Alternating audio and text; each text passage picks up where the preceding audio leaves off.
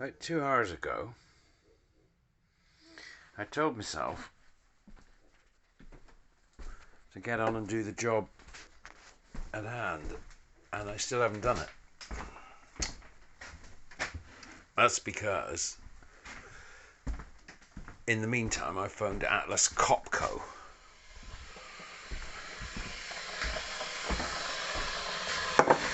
I spoke to some girl in parts. She said, yeah, I'm in parts. I distribute the parts if they go wrong. And I said, well, the last thing I want to be doing is distributing parts if things go wrong.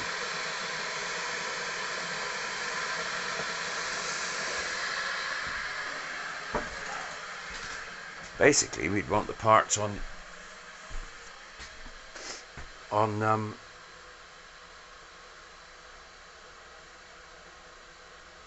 eBay and on Amazon Prime. Serviceable parts. Serviceable parts.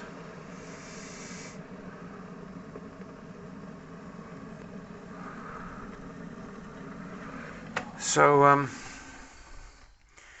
I'm in the electric kitchen off grid, and I've got no problem running devices this morning because I have a backup. Bulgaria apparently is under snow, so they're in a situation where nobody's got any electricity. There's 4 feet of snow. It's so cold that well, because there's no electricity, they can't pump diesel. They cannot pump diesel. How stupid was what I just did? You see the mistake? Trying to do 2 things at once. Let's start that process again, and that requires a flash of my cup. So for those of you who missed it, in the kitchen I made a tisane of leaves from one side of the planet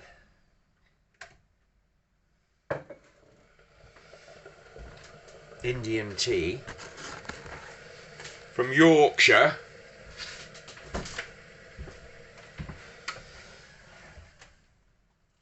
and then put freeze-dried coffee grains on top of it. Not only that, but I used up all my boiling water.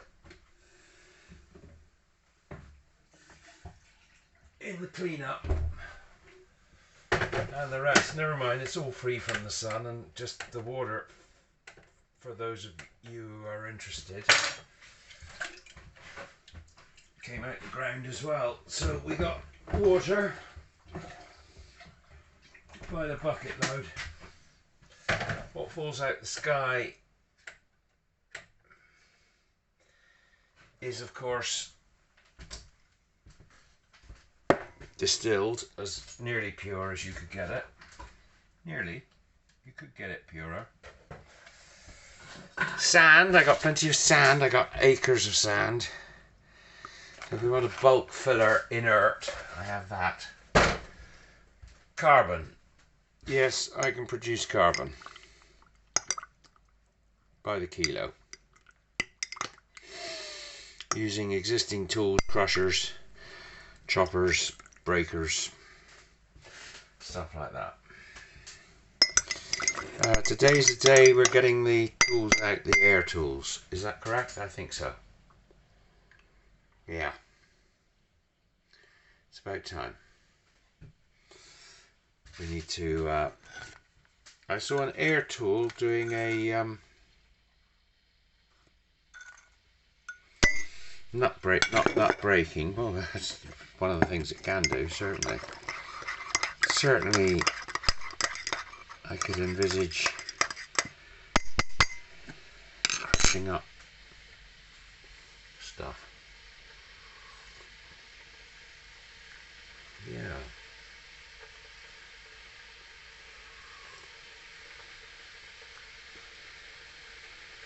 Might think about that.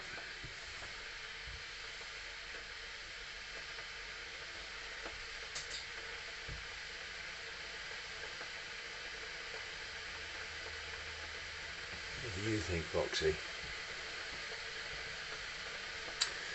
In that short period of time, my mind moved to how you would cut out a circle out of a piece of wood or whatever, turn that bottle into a capacitor, turn this food packaging into capacitors or batteries,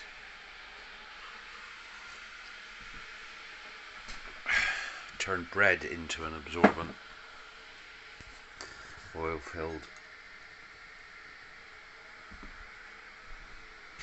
capacitor. Would you like some brekkies? There you go.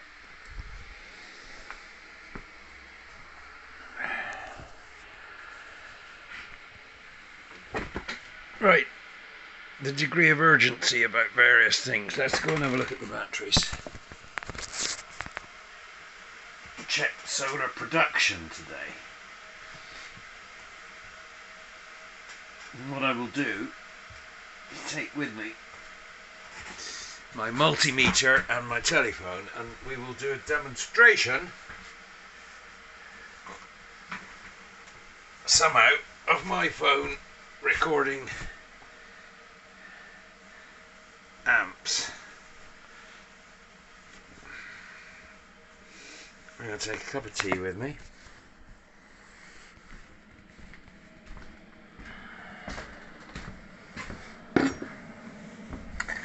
Right, so putting things together, look at that. A tea bag soaked in against a plastic container. I'm going to make a battery out of some such thing. You can fill a tea bag with a tea bag filling machine. You can precisely dose solids into a little tiny bag. Eco-friendly bag. Look at the metallicized backing to that plastic insulating foil there. You can buy that stuff by the yard and it heat shrinks onto itself. Look, I think that's about. Heat shrinking onto itself.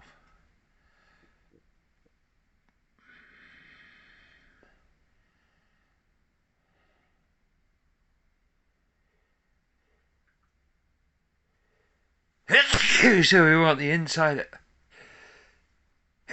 Excuse me. The inside at one voltage and the outside at another. Is that it, Foxy?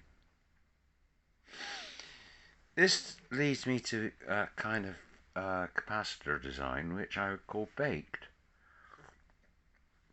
Half baked or even candled.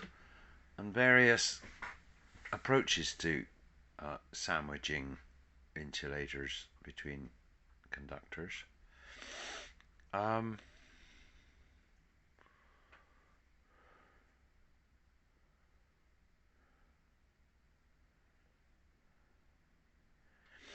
Basically, the role of the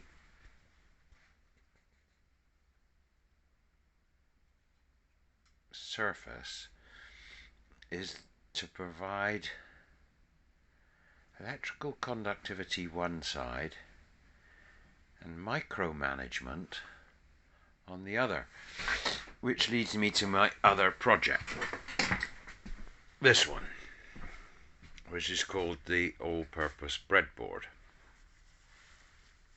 where we're presently laying out some chess pieces on a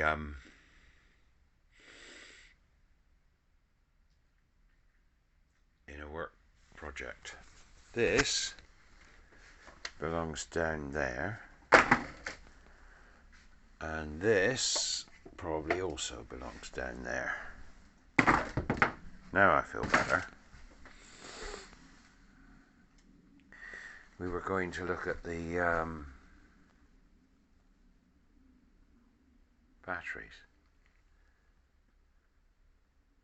Because, Foxy, we heard such a lot of noise outside. If I leave that there, you might have something to eat, but I doubt if you'll eat very much of it. You might lick the bread. Going to or not? No. We're going to take the meter and the tea, which hasn't yet got sugar in it. Oh, it's got some. Right.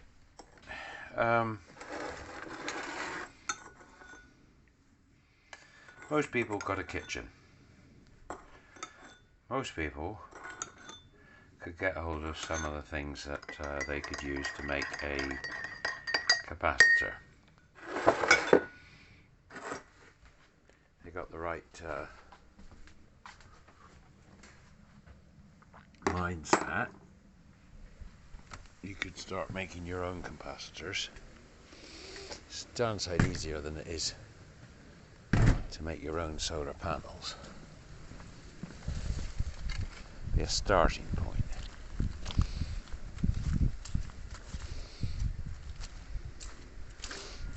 I'm envisaging that it's fairly cheap to do. Right, welcome to the bloodshed. Here we are, where we have got a little bit of engineering to do on the 12 volt side, since it was massacred in order to pull out some vehicle batteries. Nice charge. Charging.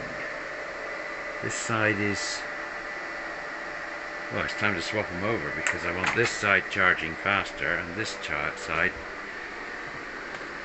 not charging so fast.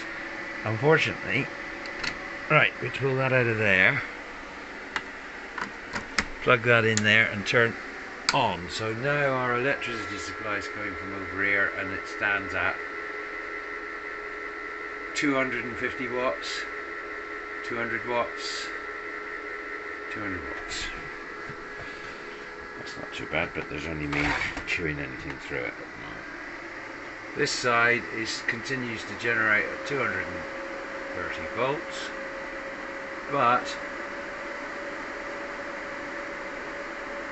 okay, so how far up did we come? It was at 3% overnight,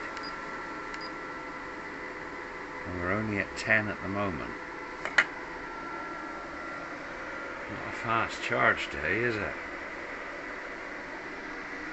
Have I missed most of the sun? Right, why are we not recording the input? Not on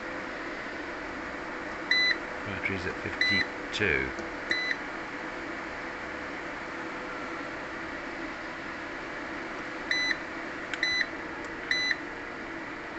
PV 1.5 kilowatts coming in. Right, it's all going into the batteries at the moment.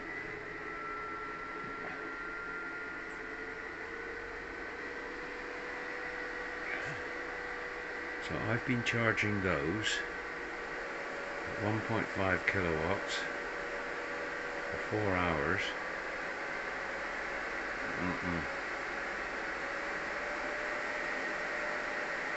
Picked up now though, hasn't it? 3.2 kilowatts.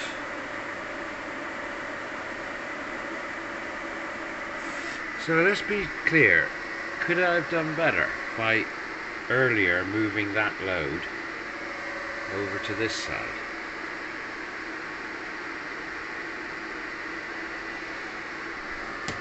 This load stands at 200 watts, and I've been pulling 2 kilowatts at times, but I haven't been ridiculous with the amount of use of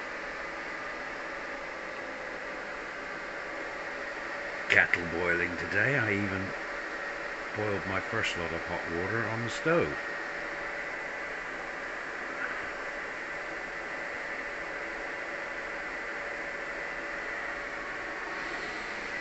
Let's start addressing this little pile of interestings. Right, so the front is disconnected already. We did that last night. This is, those two there are going on the floor down here, I've decided. And then we'll have a clear run at the next deck. They've earned their keep, they've proved they're alright. So then if I put them down there, yeah, then the alternator.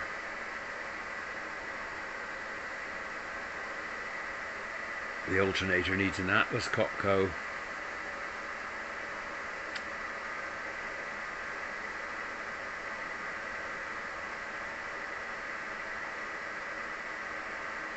LZL range air motor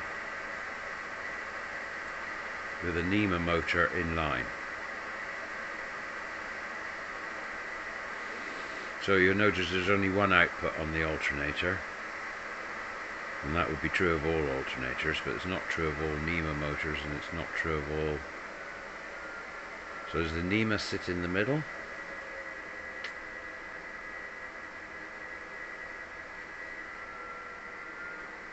I wouldn't like to say for now.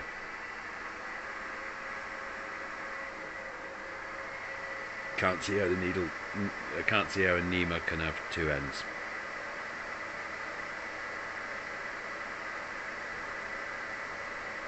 Can I or can I? No.